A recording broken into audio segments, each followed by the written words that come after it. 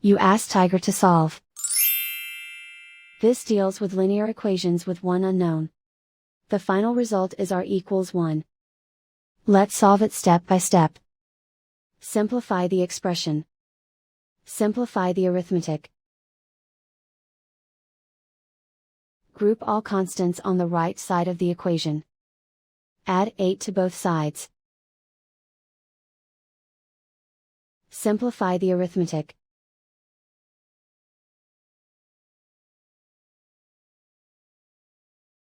Isolate the r. Divide both sides by 8. Simplify the fraction.